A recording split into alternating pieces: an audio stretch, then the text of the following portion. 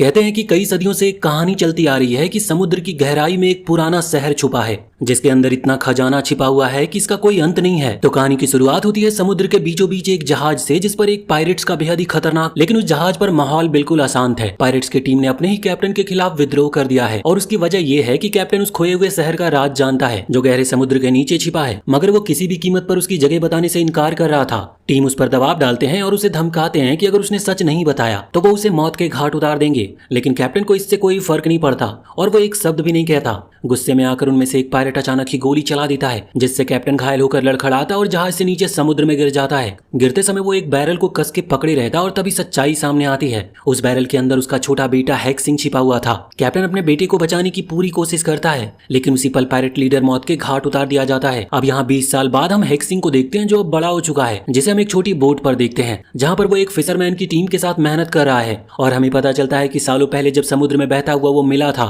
तो उसे captain long ने निकाला और बचाया था। लॉन्ग ने ना सिर्फ उसकी जान बचाई बल्कि उसे गोद भी लिया। वो उसके लिए एक पिता से बढ़कर बन गया था। लॉन्ग अपनी टीम को ऑर्डर देता है कि अब समय आ गया है, उन्हें समुद्र के नीचे छिपे ट्रेजर की तलाश करनी चाहिए, लेकिन गोता लगाने से पहले वो बताता है कि उन्हें पहले आई ऑफ द सी नाम की जगह पर जाना होगा जहां सदियों से समुद्र के सारे खजाने इकट्ठा होते आए हैं। हैक्सिंग भी गोता लगाने की तैयारी करता है, मगर टीम का एक नौजवान उसका मजाक उड़ाते हुए कहता है कि उसे साथ नहीं जाना चाहिए। उसकी नजर में हैक्सिंग ट्रेजर पाने का हकदार ही नहीं है। ये देखकर कैप्टन लॉन्ग बीच में आता और हैक्सिंग का मनोबल बढ़ाता है। उसके प्रोत्साहन से हैक्सिंग हिम्मत जुटाता और टीम के साथ समुद्र की गहराइयों में छलांग लगा देता है। पानी के नीचे जाते हुए अचानक हैक्सिंग अपनी टीम से बिछड़ जाता है और अकेले खोजते खोजते उसे एक सुनहरी स्टाफ मिलता है जिसका एक टुकड़ा वो तोड़ लेता है। और जैसे ही वो उसे देखता है उसे महसूस होता है कि उस टुकड़े में कोई रहस्यमय शक्ति उसकी हथेली पर उतर आई है। हथेली से एनर्जी की लहरें फूट पड़ती है जिससे उसका संतुलन बिगड़ जाता है। तभी उसके सामने अचानक एक बड़ा सा सी मॉन्स्टर आ खड़ा हुआ था जिसे देखकर हैक्सिंग डर तो गया था, लेकिन आश्चर्य की बात ये होती है कि मॉन्स्टर उसे नुकसान नहीं पहुंचाता, वो बस शांत होकर तैरता हुआ चला जाता है। हैक्सिंग अब यहाँ पर ऑक्सीजन के लिए तड़पने लगता है और उसकी सांसें रुकने लगी थी और वो ऊपर जाने की कोशिश में बेहोश हो जाता है। जहाज पर कैप्टन लॉन्ग बेचैन होकर टीम से पूछता है कि हैक्सिंग कहाँ पर है। सब कहते हैं कि उन्होंने उसे नहीं देखा, तो लॉन्ग घबराकर खुद ही समुद्र में गोता लगाता है और नीचे जाकर वो हैक्सिंग को बेहोश पाता और तुरंत ही ब्रीदिंग डिवाइस लगाकर उसे बचा लेता है, जिसके बाद हैक्सिंग धीरे धीरे होश में आता है। मगर तभी वो सी मॉन्स्टर फिर से आ गया था और लॉन्ग पर वो हमला भी कर देता है। वो उसे जोर से धकेल देता है जिससे लॉन्ग और हैक्सिंग अलग हो जाते हैं। हैक्सिंग किसी तरह ऊपर तैरकर सतह पर पहुंच जाता है और ऊपर आते ही उसकी नजर अपनी जहाज पर पड़ती है जिस पर पायरेट्स हमला कर रहे थे। और तभी वो कैप्टन लॉन्ग को भी देख लेता है। उसकी आंखों में खुशी छलक पड़ती है, लेकिन ये खुशी पल भर की थी। वो मॉन्स्टर अचानक ही झपट्टा मारकर लॉन्ग को पूरा ही निगल जाता है। ये देखकर उनकी टीम काफी दहशत में आ जाती है। वो सब जहाज लेकर वहां से भाग खड़े होते हैं और हैक्सिंग को अकेला समुद्र के बीच छोड़ जाते हैं। हैक्सिंग यहाँ पर निराश होकर इधर उधर देखता है और तभी उसे एक पायरेट शिप उसकी ओर आती हुई दिखाई देती है। वो पायरेट उसे पकड़ लेते हैं और अपने जहाज पर बांध कर ले जाते हैं। वहाँ उनकी नेता पायरेट क्वीन उसके कंधे पर बना पायरेट टैटू देखती है और पूछती है कि वो किससे ताल्लुक रखता है। हैक्सिंग सफाई देता है कि वो कोई पायरेट नहीं बल्कि एक फिशरमैन है, मगर क्वीन उसकी जेब में छुपा हुआ गोल्डन पीस देख लेती है। वो उससे पूछती है कि ये कहाँ से मिला तुम्हें, तो वो उसे सच्चाई बताता है कि उसे ये समुद्र में मिला है। क्वीन उसकी बातों पर भरोसा नहीं करती और वो टुकड़ा उससे छीन लेती है। फिर वो अपनी टीम को ऑर्डर देती है कि हैक्सिंग को कैदी बना लो। उसे एक कमरे में बंद कर दिया जाता है जहाँ पर पहले से ही एक लड़की मौजूद थी जिसका नाम होता है एनू। थोड़ी देर बाद पायरेट्स के वार से हैक्सिंग बेहोश हो गया था और होश में आने पर वो खुद को एनू से बंधा पाता है। एनू बताती है कि उसके पास शार्क टीथ है जिनसे वो रस्सियां काट सकती है और वो दोनों को आजाद कर देती है। फिर एनू से उसका गांव का नाम पूछती है तो हैक्सिंग कहता है कि वो बोट ड्वेलर से है। एनू तुरंत ही समझ जाती है कि वो सी फिशरमैन है। इसके बाद हैक्सिंग चोरी छिपे पायरेट क्वीन के केबिन में पहुंचता है और अपना गोल्डन पीस ढूंढता है। उसे वहां पर वो मिल जाती है, लेकिन उसे वहां पर एक मैप भी दिखाई देता है जिस पर एलिक्सर आइलैंड का निशान बना था, जिससे ये साफ होता है कि वो पायरेट्स जल्द ही उस आइलैंड पर हमला करने वाले थे। उसी दौरान एनू पायरेट्स के सामने आ जाती है और वो उसे परेशान करने लगते हैं, मगर हैक्सिंग बीच में आकर उसे बचा लेता है और वो दोनों साथ मिलकर समुद्र में कूद जाते हैं और वो एक छोटी बोट तक पहुंचते हैं जिसे उन्होंने पायरेट से चुरा लिया होता है। तभी अचानक हैक्सिंग की पीठ पर एक एरो आकर लगता है और ये तीर पायरेट क्वीन ने छोड़ा था, जो इस बात से गुस्से में थी कि हैक्सिंग अभी तक जिंदा कैसे है, और गुस्से में वो अपनी टीम के एक आदमी को भी मार डालती है और उसे वहीं समुद्र में फेंक देती है। अगले दिन हैक्सिंग जागता है तो देखता है कि एनू उसकी चोट का इलाज कर रही है। अब दोनों के बीच में एक गहरा लगाव पनपने लगा था। एनू उससे उसके गोल्डन पीस के बारे में पूछती है। जब वो उसे दिखाता है तो एनू हैरान रह जाती है।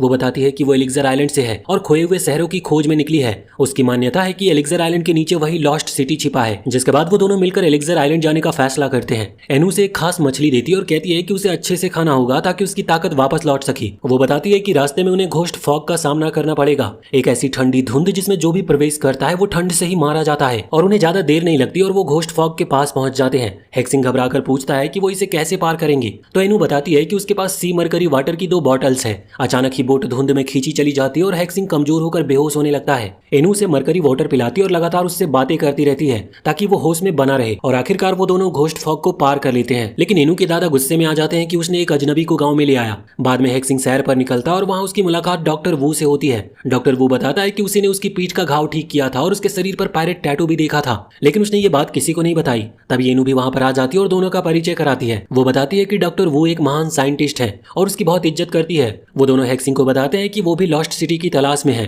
डॉक्टर वू से अपने साथ ले जाता और एक किताब थमा देता है। किताब खोलने पर हेक्सिंग देखता है कि उसमें वो आकृति बनी है जो उसकी गोल्डन पीस पर खुदी हुई थी। किताब में लिखा होता है कि समुद्र के नीचे वाला शहर एलिक्सर विलेज के ठीक नीचे स्थित है और उसके ऊपर एक बड़ा सा जहाज दबा हुआ है। वो तीनों एलिक्सर आइलैंड से निकलकर एक बड़े से माउंटेन की ओर बढ़ते हैं और जैसे जैसे वो उसके पास पहुंचते हैं उन्हें एहसास होता है कि इस माउंटेन का आकार तो किसी जहाज के जैसा है।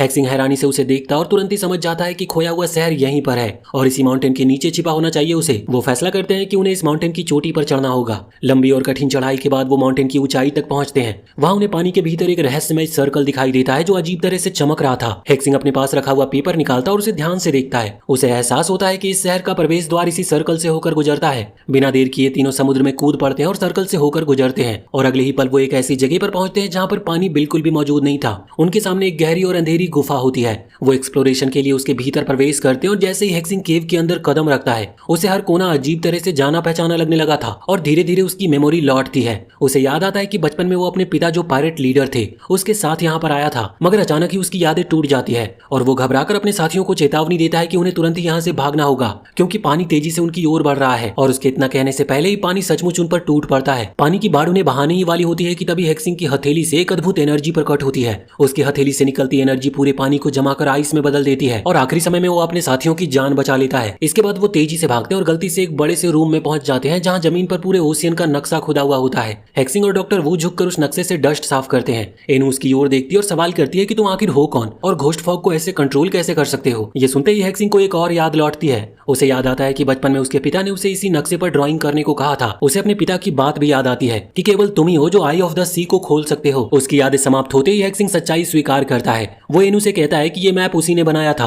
और असल में वो पायरेट लीडर का बेटा है। एनु ये सुनकर बहुत ही गुस्सा हो जाती है और उसे बिल्कुल ठगा हुआ महसूस हो रहा था क्योंकि हेक्सिंग ने शुरुआत से ही अपनी पहचान छुपाई थी और अपने हाथ पर बना टैटू भी छिपाए रखा था और अब उसकी नजर में वो एक खतरनाक पायरेट था। गुस्से में हेक्सिंग कहता है कि वो बोट पीपल से है, असली पायरेट नहीं। वो समझाता है कि उसका टैटू जन्म से ही उसके आर्म पर था, लेकिन एनु उसकी बात नहीं मानती और डॉक्टर वू के साथ उसे अकेला छोड़ देती है। हेक्सिंग निराश होकर उसके पीछे जाने की कोशिश करता है मगर डॉक्टर वू उसे रोक लेता है। वो उसे सच्चाई बताना शुरू करता है। वो कहता है कि उसका असली नाम सेडा है और वो बहुत पहले हेक्सिंग के पिता का साथी हुआ करता था। सेडा बताता है कि हेक्सिंग का असली नाम डोंग है और केवल वही आई ऑफ द सी को खोल सकता है। इसका सबसे बड़ा सबूत उसके कंधे पर बना टैटू है। लेकिन हेक्सिंग उसकी बातों पर ध्यान नहीं देता और वहां से चला जाता है। वो एलिक्सर आइलैंड के किनारे पर लौटता है जहां पर उसका सामना एक बेहद ही खतरनाक सीन से होता है। उन पायरेट्स ने विलेज पर हमला कर दिया था। एनु के दादा की पहले ही हत्या हो चुकी थी और बाकी विलेजर्स की तलवारों की नोक पर धमकाया जा रहा था। वो पायरेट क्वीन जिसने पहले हेक्सिंग और एनु को कैद किया था वो भी वहां पर मौजूद थी। वो एनु से कहती है कि उनका आइलैंड तक पहुंचना संभव हुआ सिर्फ उसी की वजह से। और तभी एनु को अचानक याद आता है कि सचमुच हेक्सिंग ने ही उन्हें यहाँ तक लाया था। तभी सेडा प्रकट होता है और हैरानी की बात ये होती है कि सारे पायरेट्स यहाँ तक की क्वीन भी उसके आगे झुक जाते हैं। सेटा विलेजर से कहता है कि उसने अंडर वाटर सिटी का राज ढूंढ लिया है और वो उन्हें नुकसान नहीं पहुंचाएगा। फिर वो वहां से चला जाता है। इसी बीच हेक्सिंग एनु को समझाने की कोशिश करता है लेकिन विलेजर उस पर विश्वास नहीं करते। वो उसे रोकते हैं और पत्थर मारना शुरू कर देते हैं। अपमान और गुस्से में हेक्सिंग फैसला करता है कि अब वो पायरेट का साथ देगा। सेडा हेक्सिंग से गोल्डन पीस लेता है और बताता है कि ये कोई साधारण टुकड़ा नहीं है बल्कि उसके पिता पायरेट लीडर की आर्मर का एक हिस्सा है। हेक्सिंग पूछता है कि उसके पिता की मौत कैसे हुई तो सेडा बताता है कि उसके पिता को उसी के टीम ने मार डाला था। कारण ये था कि उसके पिता को आइलैंड का गेट का राज पता था लेकिन उन्होंने कभी किसी को बताया नहीं। फिर सेडा उसे पायरेट में शामिल होने का ऑफर देता है। वो कहता है कि मिलकर वो आइलैंड का गेट खोल सकते हैं और वहां से बहुत सारा गोल्ड हासिल कर सकते हैं। वो ये भी कहता है कि हेक्सिंग असल में पायरेट है और हमेशा पायरेट ही रहेगा।